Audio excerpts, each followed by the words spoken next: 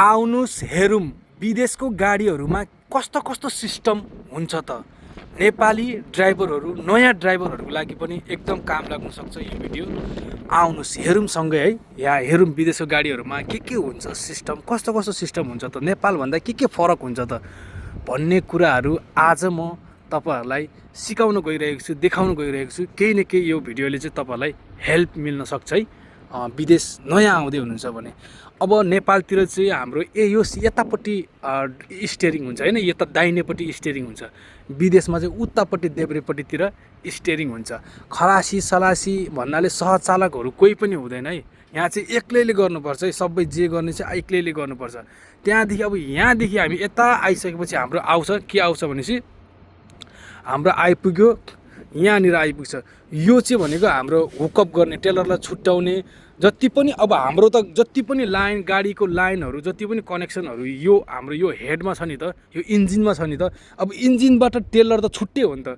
अब टेलरमा चाहिँ कसरी लाइन पुर्याउने, कसरी हावा पुर्याउने भन्ने कामहरू चाहिँ यो वायरहरूले गर्छ। यो वायरले, यो जति पनि वायर जोडेको छ त्यहाँबाट यहाँ वायर जोडेको छ, यही वायरहरूले लाइन पुर्याउने, हावा पुर्याउने सबै यो तीनवटा लाइनले काम गरिरहेको हुन्छ। यति कुरा मात्रै बुझ्नु पर्यो तपाईहरुले अहिलेलाई चाहिँ है, अहिलेलाई चाहिँ। अनि त्यसपछि तपाईहरुले यसमा प्र्याक्टिस गर्नुपर्छ, यसलाई कसरी लगाउने, कसरी चिन्ने भन्ने कुराहरू यहाँ प्र्याक्टिस गर्नुपर्ने हुन्छ। तपाईहरुले कम्पनीले सिकाउँछ तपाईहरुलाई, त्यो नसिकाएसम्म हुँदैन। तपाईहरुले बकैता हालेर हेर्नुपर्छ कसरी हाल्ने भनेर। अब यो वायर कहाँबाट कहाँ लाग्छ, कता लाग्छ, के लाग्छ भन्ने कुराहरू पनि तपाईहरुले पत्ता लगाउनु पर्ने हुन्छ। फेरि जताततै लगाएर हुँदैन, फेरि तपाईहरुलाई लाग्दो होला हैन। अब यो कस्तो होला, कताबाट कता लगाउने होला भन्ने लाग्छ होला, तर के हुन्छ भने यसको पनि टेक्निक छ। यदि तपाईले उल्टो लगाउनु भयो भने यसमा कलर त छुट्याइदिएको हुन्छ, रातो र पहेँलो भनेर हैन। अब रातो र पहेँलो कलर छुट्याउँदाखेरि चाहिँ अब कुनै कुनै चाहिँ उल्टो हुन्छ हो, त्यतिखेर मिस्टेक हुन्छ। अब मिस्टेक हुँदाखेरि तपाईले अब गाडी हावा भर्नु भयो, अब त्यसपछि तपाईले जोड्नु भयो, अब तपाईँ गाडी अगाडि बढाउनु हुन्छ नि, त्यसपछि चाहिँ गाडी चाहिँ अगाडि बढ्दैन, किनभने त्यहाँ सत्तामा राम्रोसँग हावा गएको हुँदैन, टेलरमा राम्रोसँग हावा पुगेको हुँदैन। अनि सत्ता नछोडेपछि गाडी बढ्दैन। बढ्यो भने पनि त्यो टायर घिसारेर लिएर आउँछ, आफूले त्यो फिल गर्ने टायर गुड्यो कि गुडेन भनेर। अनि त्यसपछि गुड्यो भने चाहिँ ल ठिक छ, बत्तीहरू बल्यो भने ल ठिक छ, ओके रहेछ भनेर अनि ठ्याक्क यसैमा राखेर चाहिँ हिँड्ने, नभए गुडेन भने फेरि एक्सचेन्ज गर्ने, त्यसलाई उल्टो बनाएर जोड्ने, फेरि त्यस्तो हुन्छ। त्यहाँदेखि अब यहाँ आउनुभयो, अब यहाँ आउँछ तपाईहरु चाहिँ हुकअपमा। यो चाहिँ टेलर जोड्ने छुट्याउने, यो चाहिँ हुकअप हो। यहाँनिर तपाईँले देख्नुभएको छैन, अलि अँध्यारो भएर हैन। यहाँ चाहिँ हुकअप भन्ने हुन्छ। तपाईँ चाहिँ जोड्ने छुट्याउने, टेलरलाई जोड्ने छुट्याउने चाहिँ यहीँनिर हुन्छ, यहीँनिर हुन्छ हैन। अब यसलाई चाहिँ कसरी काम हुन्छ भनेर भन्दाखेरि चाहिँ यो चाहिँ यो जग हो। यो जगबाट नै अब टेलरलाई चाहिँ उठाउने, यसलाई माथि उठाउने, झार्ने हैन। अनि त्यसपछि यहाँ कति चाहियो हामीलाई त्यति अनुसार उठाउने, झार्ने चाहिँ यसले हुन्छ। अब यो जग पनि तपाईले सिक्नुपर्ने हुन्छ। यसरी मुखले भनेर पनि हुँदैन, यहाँ टेस्ट गर्नुपर्ने हुन्छ, सिक्नुपर्ने हुन्छ। यो चाहिँ एउटा हाईमा एउटा लोमा झर्छ हैन, हाईमा र लोमा यो झर्छ, सेम गाडीको गियर जस्तो सिस्टममा। अब यसलाई लोड छ, एकदम भारी लोड छ भनेपछि त अब यसलाई चाहिँ बिस्तारै त्यो घिर्ने जस्तो खररररररर झार्नु पर्यो। यो चाहिँ अलि छिटो घुम्छ, तर त्यो चाहिँ बिस्तारै झर्छ, यसलाई चाहिँ लुज हुन्छ। अब खाली गाडी चाहिँ खाली छ, हल्का छ माल भन्यो भने चाहिँ फेरि तपाईँले त्यो स्पिड घरररररर घुमायो भने अलिक छिटो झर्छ। त्यो सिस्टममा त्यो सिस्टममा झार्न मिल्छ। अब आउँछ यो डिक्की। अब यो चाहिँ डिक्की, यहाँनिर डिक्कीमा चाहिँ हामीले सिक्रीहरूदेखि लिएर बेल्टहरूदेखि लिएर एकदम सबै जति पनि सामानहरू राख्ने डिक्की चाहिँ त्यही हो साथीहरू। यसमा डिक्कीमा राख्नुपर्ने हुन्छ। त्यहाँदेखि लिएर हामी बिस्तारै अगाडि आउँदै गर्दाखेरि यहाँ आउँछ यो भनेको चाहिँ हाम्रो टायर, स्पेयर टायर राख्ने ठाउँ हो। यहाँ चाहिँ स्पेयर टायर झुन्ड्याएर राखिन्छ टेलरहरूको। विदेशहरूमा चाहिँ यस्तो हुन्छ है, यहाँ सत्ता, यहाँ चाहिँ स्पेयर टायर झुन्ड्याएर राखिन्छ। त्यहाँदेखि यता आउँदाखेरि, हाम्रो यतातिर आउँदाखेरि अब विदेशतिरको टायरहरू चाहिँ सिङ्गल हुन्छ। अब हेर्न सक्नुहुन्छ है, यहाँ टायर सिङ्गल छ, सत्तामा टायरहरू चाहिँ सिङ्गल छ, एउटा सिङ्गल छ।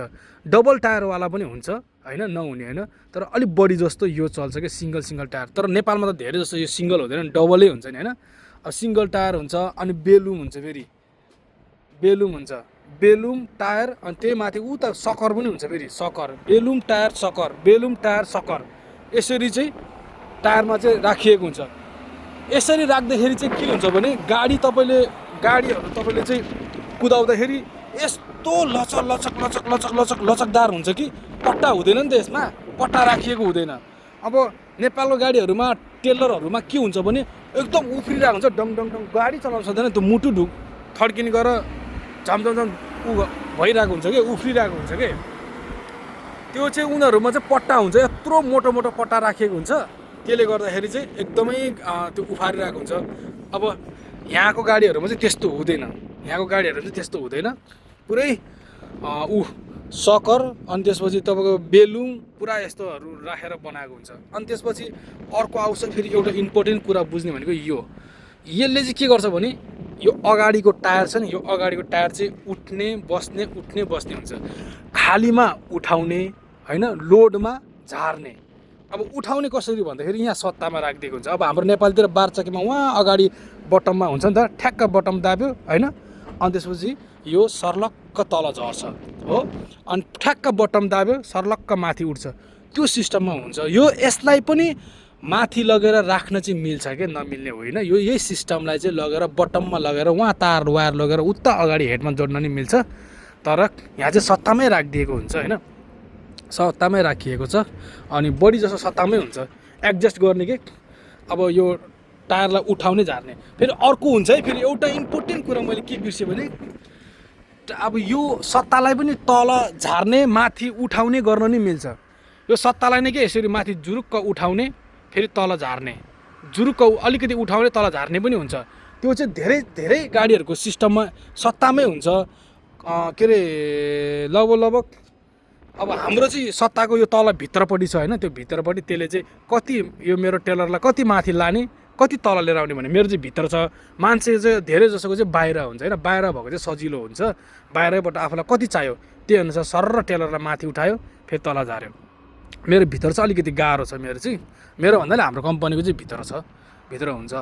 टायरलाई माथि टेलरलाई नै माथि लाने मिल्छ क्या। यो टेलर जस्तो मेरो अब हाइटको टेलरको हाइट कति छ त, टेलरको हाइट यति छ नि, अब यो टेलरको हाइट बढाउनु छ भने सर यतिमा लिएर जान नि मिल्छ क्या त्यो सिस्टममा। अब स्पेयर टायर अर्को यहाँ आउँछ हो, अनि त्यसपछि यो डिक्की भयो, अर्को डिक्की, यहाँ डिक्कीमा चाहिँ सबै चेन बेल्टहरूदेखि लिएर सबै बसिरहेको हुन्छ, यसरी हाम्रो बेल्टहरू यहीँ हुन्छ, यस्तो हुन्छ।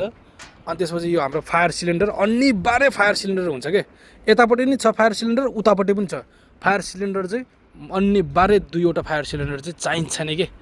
फेरि यो 40 लिटरको होला होइन, 40 लिटरको 60 लिटरको ठुलो हुन्छ, फेरि त्यो सानो होइन, एकदम ठुलो फायर सिलिन्डर राखेको हुन्छ। यो गाडी पुरै दुङदुङ आगो लाग्यो, दुङदुङ भन्नाले मजाले आगो लाग्यो भने निभाउन सक्ने जस्तो पुरै 40 लिटरको जस्तो हुन्छ होइन, ठुलो हुन्छ, हेर्न सक्नुहुन्छ। यस्तै हुन्छ है विदेशी गाडीहरूमा चाहिँ। यो कुराहरू चाहिँ तपाईँहरूले एकदम बुझ्नुपर्ने हुन्छ, हुकअप गर्नलाई अनि एयर होसहरू जोड्नलाई सक्नुपर्ने हुन्छ। अनि त्यति भएपछि अनि रिभर्स गर्न जान्नुपर्ने हुन्छ, त्यति भएपछि चाहिँ पुग्छ है। अब गाडीभित्र त अब देखाउनु पर्दैन हजुरहरूलाई, गाडीमा त यस्तै हुन्छ, गाडीभित्र चाहिँ सेम हो, उल्टो मात्रै स्टिङ हो होइन। ल म हजुरहरूको मिलिट्री बोय, हजुरहरूलाई राम्रो सन्देश दिने गर्छु सामाजिक सञ्जालमा। ल फलो गर्नु होला, लाइक गरिदिनु होला, त्यति भन्न चाहन्छु। हस्त नमस्ते।